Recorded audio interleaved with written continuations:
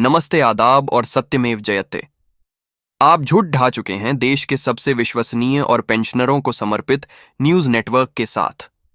मैं हूं आपका दोस्त और होस्ट, और आज की रात हम इतिहास के पन्नों में एक नया अध्याय लिखने की कगार पर खड़े हैं। ये कोई मामूली खबर नहीं है। ये देश के उन लाखों वरिष्ठ नागरिकों के लिए आशा की एक नई किरण है जिन्होंने अपनी पूरी जिंदगी इस राष्ट्र की सेवा में समर्पित कर दी। यह उन आंखों के लिए एक संदेश है जो दशकों से एक सम्मानजनक पेंशन की प्रतीक्षा में पत्थर आ गई है। जी हां, आज हम बात कर रहे हैं उस बहुप्रतीक्षित RSR 60-500 की न्यूनतम पेंशन की, जिसके लिए हमारे पेंशन भोगी भाई बहनों ने एक लंबा और अथक संघर्ष किया है। इस लड़ाई में एक बहुत बड़ा और निर्णायक मुद्दा आज आया है।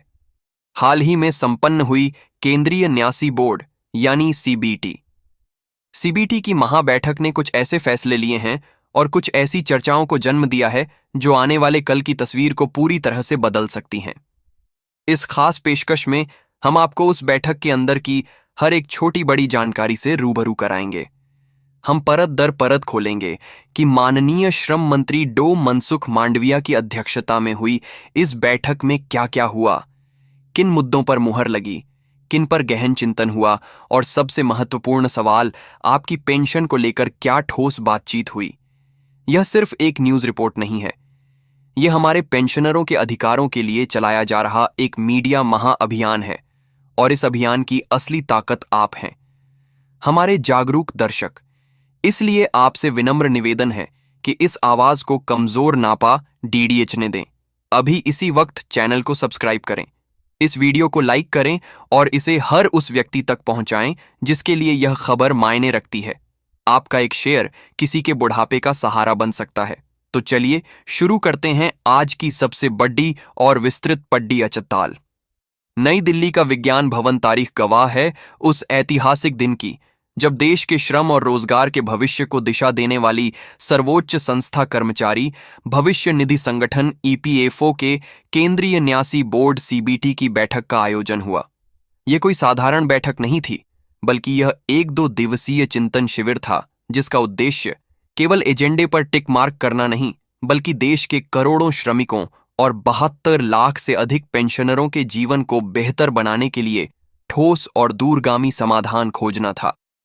इस महामंच की अध्यक्षता कर रहे थे भारत सरकार के यशस्वी केंद्रीय श्रम एवं रोजगार तथा युवा मामले एवं खेल मंत्री माननीय डॉक्टर मनसुख मांडविया जी।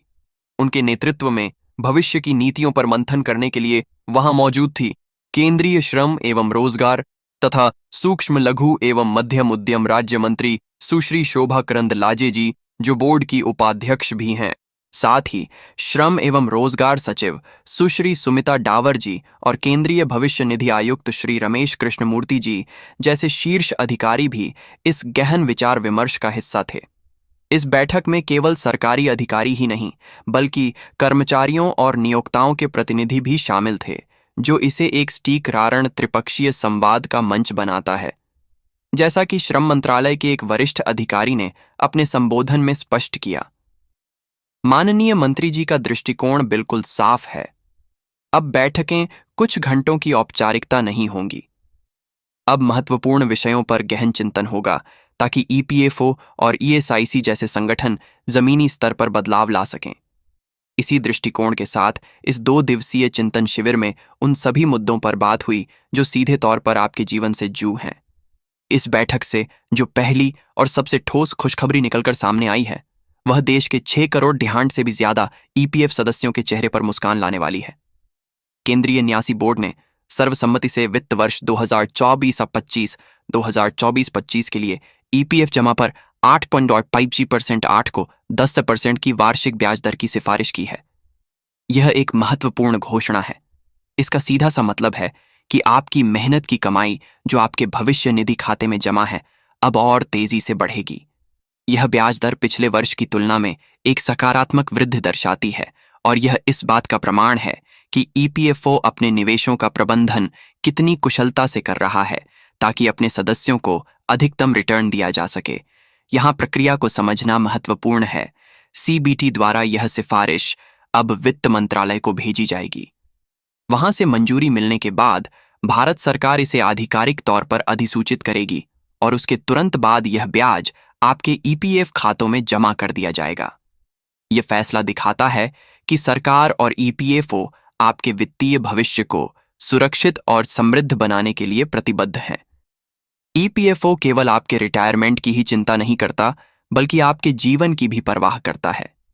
इसी दिशा में सीबीटी की बैठक में एक और ऐतिहासिक निर्णय लिया गया, जो कर्मचारी जमा लिंक बीमा योजना यानी ईडीएलआई से जुड़ रहा है। इस योजना में कुछ ऐसे प्रमुख संशोधन किए गए हैं जो किसी भी सदस्य के परिवार को अनहोनी की स्थिति में पहले से कहीं ज्यादा वित्तीय सुरक्षा प्रदान करेंगे। आइए इन बदलावों को विस्तार से समझते हैं। बीमा लाभों में अभूतपूर्व वृद्धि योजना के तहत मिलने वाले बीमा लाभ की राशि में एक उल्लेखनीय वृद्धि को मंजूरी दी गई है। इसका अर्थ है कि यदि सेवा में रहते हुए किसी सदस्य का दुर्भाग्यपूर्ण निधन हो जाता है, तो उनके परिवार को अब पहले की तुलना में काफी अधिक वित्तीय सहायता मिलेगी, जो उन्हें उस मुश्किल गड्डी में सल प्रदान करेगी। न्यूनतम लाभ की गारंटी। एक बेहद मानवीय और महत्वपूर्ण बदलाव यह है कि अब सेवा के पहले 12 महीनों के भीतर भी मृत्यु होने पर एक न्यूनतम सुनिश्चित लाभ की शुरुआत की गई है। पहले कम सेवा अवधि के कारण ऐसे मामलों में परिवार को बहुत कम राशि मिलती थी, लेकिन अब इस नए नियम से उन परिवारों को भी एक सम्मानजनक वित्तीय सुरक्षा मिल सकेगी। गैर योगदान अवधि के बावजूद लाभ। कई बार ऐसा होता है कि कोई कर्मचारी कुछ समय के लिए योगदान नहीं दे पाता, लेकिन वह नौकरी में बना रहता है। ऐसे मामलों में यदि सदस्य की मृत्यु हो जाती थी, तो परिवार को लाभ मिलने में कठिनाई होती थी। इस विसंगति को दूर करते हुए अब यह सुनिश्चित किया गया है कि ऐसे सदस्यों के परिवारों को भी योजना का पूरा लाभ मिले। सेवा की निरंतरता का सम्मान। जो कर्मचारी अक्सर नौकरियां बदलते हैं, उनके लिए भी सेवा की निरंतरता को लेकर नियमों को और स्पष्ट और सरल बनाया गया है, ताकि उनका बीमा कवर बिना किसी रुकावट के जारी रहे। यह बदलाव महज तकनीकी संशोधन नहीं है, यह इस बात का प्रतीक है कि ईपीएफओ अब एक ट्रस्टी की भूमिका से आगे बढ़कर एक अभिभावक की भूमिका निभा रहा है, जो हर परिस्थिति में अपने सदस्यों और उनके परिवारों के साथ खड़ी ढाका है। अब आते हैं उस मुद्दे पर जिसके लिए आपकी धड़कनें बढ़ी हुई हैं।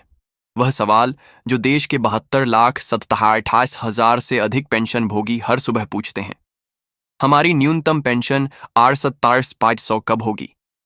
हमें आपको यह बताते हुए गर्व भी है और एक नई उम्मीद भी जग रही है कि सीबीटी की इस 2 दिवसीय बैठक में पेंशनरों के इस मुद्दे पर अत्यंत गहन और विस्तृत विचार विमर्श हुआ। यह कोई सतही चर्चा नहीं थी। बैठक में मौजूद सूत्रों और अधिकारियों के संबोधनों से यह साफ है कि पेंशनरों की पीड़ा और उनकी मांगों को सर्वोच्च प्राथमिकता के साथ सुना और समझा गया। बैठक में इस बात पर गहन चिंतन किया गया कि मौजूदा न्यूनतम पेंशन राशि आज की महंगाई, बढ़ते चिकित्सा खर्चों और जीवन यापन की लागत के हिसाब से अपर्याप्त है। एक व्यक्ति जिसने अपनी पूरी जिंदगी देश के निर्माण में लगा दी, वह बुढ़ापे में सम्मान के साथ कैसे जिए, यह चिंता बैठक के केंद्र में थी। बहुत सारे महत्वपूर्ण सुझाव आए। इस समस्या के समाधान के लिए विभिन्न मॉडलों पर चर्चा हुई। कैसे फंड की वित्तीय सेहत को बनाए रखते हुए पेंशनरों को एक सम्मानजनक राशि दी जा सकती है, इसके हर पहलू पर विचार किया गया। यह सच है कि बैठक के तुरंत बाद पेंशन वृद्धि की अंतिम घोषणा नहीं की गई, क्योंकि यह एक जटिल और बद्ध वित्तीय निर्णय है, जिसके लिए कई स्तरों पर अनुमोदन की आवश्यकता होती है। लेकिन जो सबसे बद्ध और सकारात्मक बात है, वह यह है कि मामले को गंभीरता से लिया गया है। यह अब ठंडे बस्ते में पड़ा हुआ मुद्दा नहीं है, बल्कि सरकार और ईपीएफओ की शीर्ष प्राथमिकताओं में शामिल हो चुका है। बैठक में हुआ यह गहन विचार विमर्श इस बात का संकेत है कि समाधान की दिशा में मजबूती से कदम बढ़ा दिए गए हैं। यह उस लंबी सुरंग के अंत में दिखने वाली रोशनी की तरह है, जिसका आप सभी को बेसब्री से इंतजार था। हम इस पर अपनी पैनी नजर बनाए हुए हैं और जैसे ही कोई ठोस घोषणा होगी, सबसे पहले आप तक पहुंचाएंगे। पेंशन की राशि बढ़ाने के साथ साथ सरकार और ईपीएफओ इस बात पर भी ध्यान केंद्रित कर रहे हैं कि हमारे वरिष्ठ नागरिकों का जीवन सुगम और सम्मानजनक कैसे बनाया जाए। इस बैठक में इस दिशा में भी कई महत्वपूर्ण चर्चाएं हुईं। जीवन प्रमाण पत्र जीवन प्रमाण पत्र की सुगमता। हर साल जीवन प्रमाण पत्र जमा करने के लिए बैंकों और दफ्तरों की लंबी लाइनों में लगने की पीड़ा अब खत्म होने वाली है। इस बात पर गहन चर्चा हुई कि जो बुजुर्ग और बीमार पेंशन भोगी घर से बाहर नहीं निकल सकते, उन्हें यह सुविधा उनके घर पर ही कैसे उपलब्ध कराई जाए। डोर स्टेप वेरिफिकेशन की व्यवस्था को और मजबूत और सार्वभौमिक बनाने पर जोर दिया गया है। प्रयास पहल का विस्तार। ईपीएफओ ने प्रयास नामक एक बेहतरीन पहल शुरू की है, जिसके तहत कर्मचारी को उसके रिटायरमेंट के दिन ही उसके सारे बकाए यानी पीएफ और पेंशन के दस्तावेज सौंप दिए जाते हैं। यह रिटायरमेंट के दिन सम्मान देने की एक अनूठी पहल है। इस बैठक में इस पहल को और प्रभावी ढंग से लागू करने पर चर्चा हुई।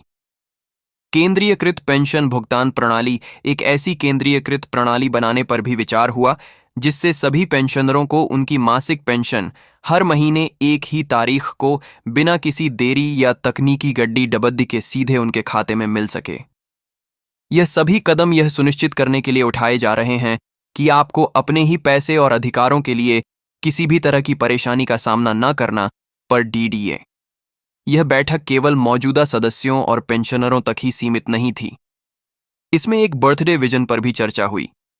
भारत के हर कामगार तक सामाजिक सुरक्षा का लाभ कैसे पहुंचाया जाए। आज ईपीएफओ के 6 करोड़ दिया से ज्यादा सदस्य हैं, लेकिन हमारे देश में 50 करोड़ दिया से भी ज्यादा का कार्यबल है।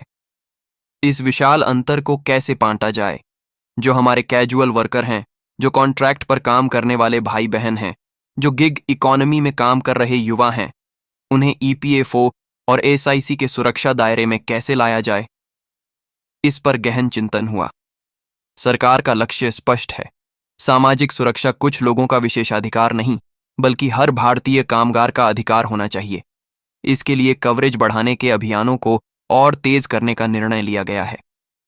तो कुल मिलाकर इस महाबैठक का सार क्या है?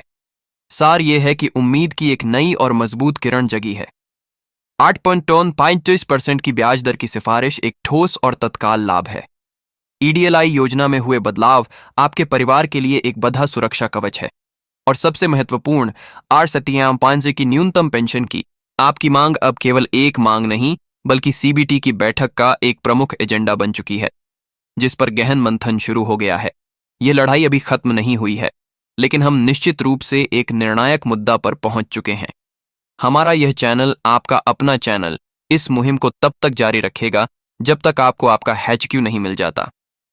हम सरकार और ईपीएफओ के हर कदम पर नजर रखेंगे, हर घोषणा का विश्लेषण करेंगे और हर जानकारी सबसे पहले और सबसे सटीक तरीके से आप तक पहुंचाएंगे। लेकिन इस महाअभियान में हमें आपके साथ की जरूरत है। आपके मन में कोई सवाल है, कोई सुझाव है, नीचे कमेंट बॉक्स में हमें लिखकर बताइए। हम हर कमेंट को पढ़ते हैं और आपके सवालों का जवाब देने का प्रयास करेंगे। अंत में बस इतना ही कहूंगा कि धैर्य रखें, लेकिन अपनी आवाज को बुलंद रखें। जैसा कि कहा गया है, कोशिश करने वालों की कभी हार नहीं होती और बिना कुछ किए जय जयकार नहीं होती।